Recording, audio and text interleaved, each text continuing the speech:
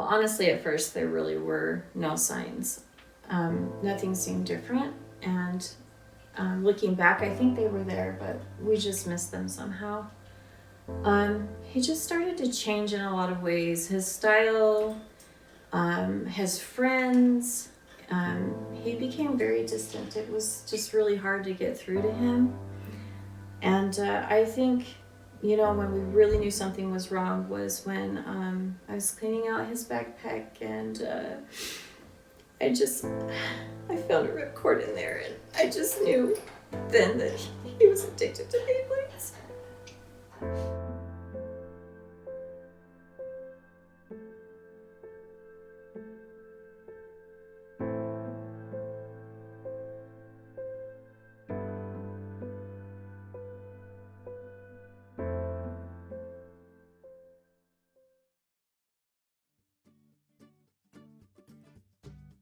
So whenever you're ready.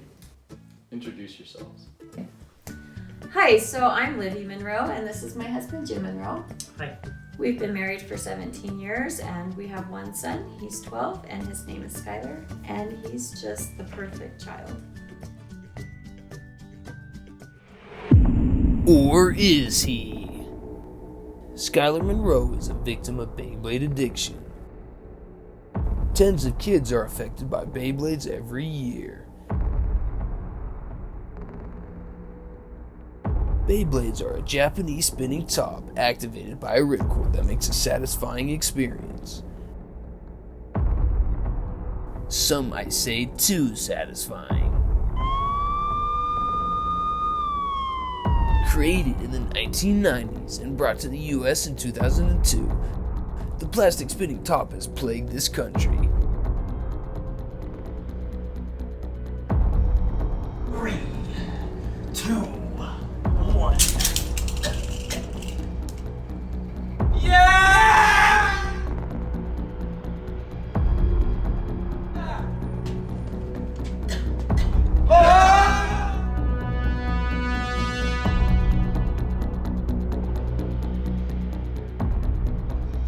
Starting in the streets, then growing to the general public, the Beyblade phenomenon now affects a couple in every few kids in America. Wide drive or metal fusion? Blood drive? What type? Cycler?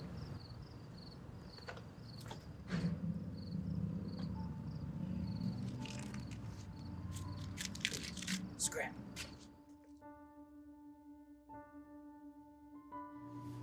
So we actually have a history of addiction in my family. My mother, for example, has a serious problem with jacks.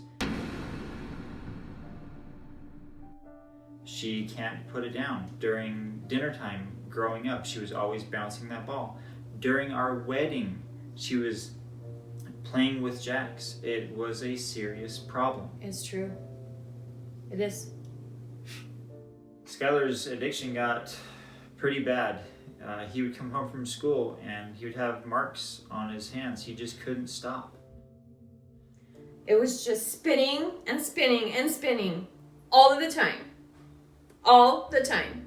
There was no end. So everyone, like parents, teachers, other family members were saying, the same thing over and over. Just take him away, take him away. And we did. We would take him away, but they just kept appearing. They just kept coming back. We just kept finding them. And we have no idea where he was getting them from. We have no idea. Sydney Winters is the local HOA president.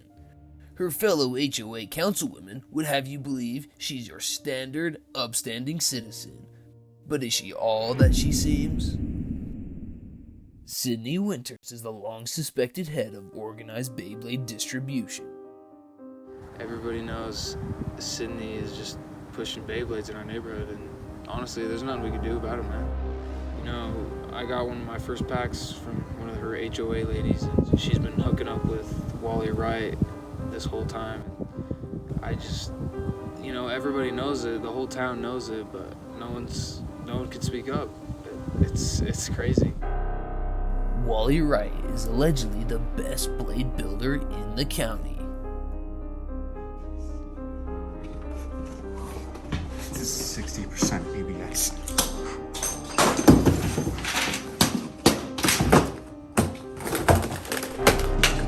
come to me. If Cindy Winters and Wally Wright really are in partnership for this alleged Beyblade organization, it would explain how there is a continuous flow of Beyblades into the hands of children in the neighborhood. When we first became aware of the rumors floating around Sydney Winters, we went and confronted her, and she denied everything. And then the next morning, an HOA guy was there on our lawn with hedge trimmers, and he told Jim that if we didn't drop it, that he would make our bushes non-regulation. It became apparent that we were not going to stop him from getting more Beyblades, so we came to the decision to get him onto prescription spinners.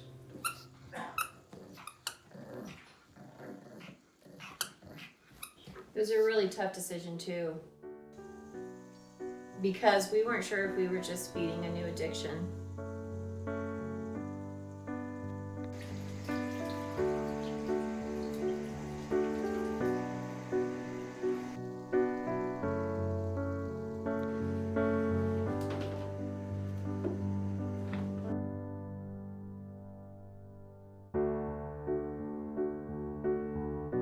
I'm happy to say that he's doing really well.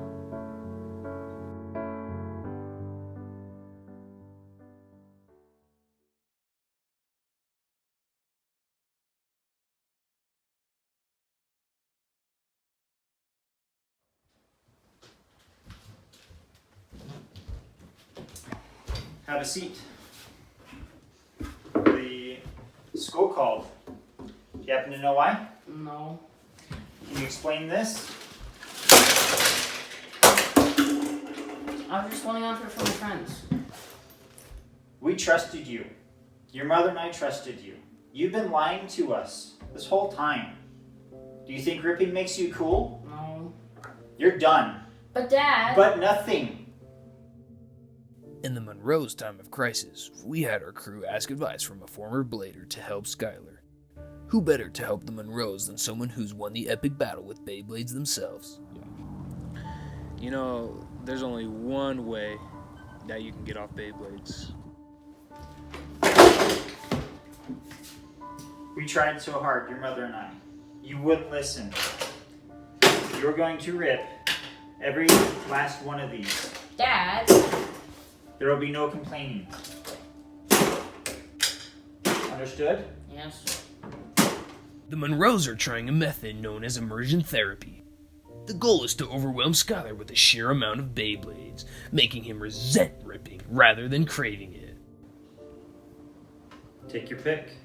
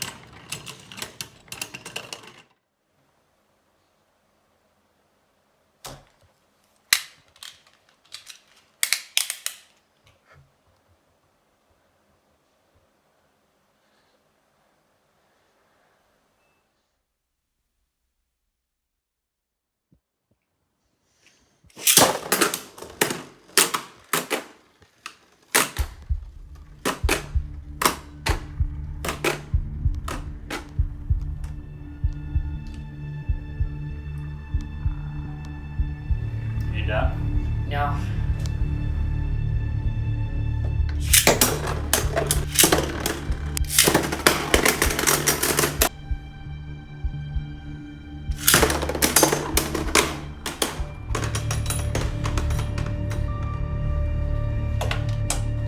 I'm done. I see one more.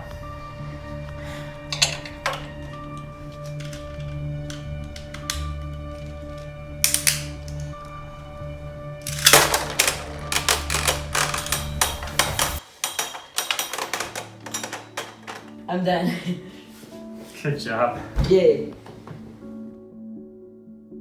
So it's been about a month since his immersion therapy, and he's doing really well. He's been playing outside again, and he's been drawing. He's getting good grades again, and I just feel like we have our old Skylar back. He's had some relapses. Did you hear about the Andersons? No, what happened? Their trash can like totally got vandalized, and the HOA like not doing their job at all. Skylar! But overall, he is doing great.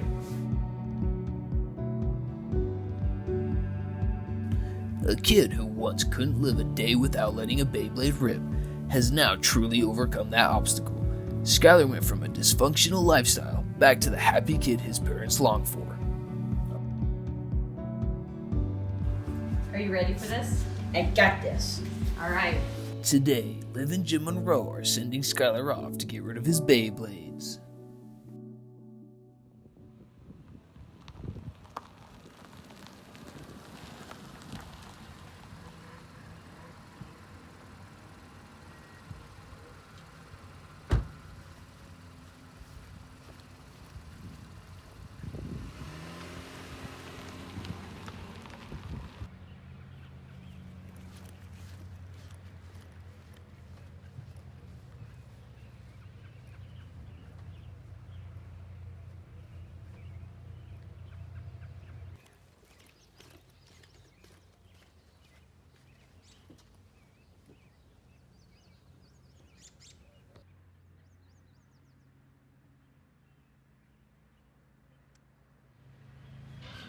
Ready for more?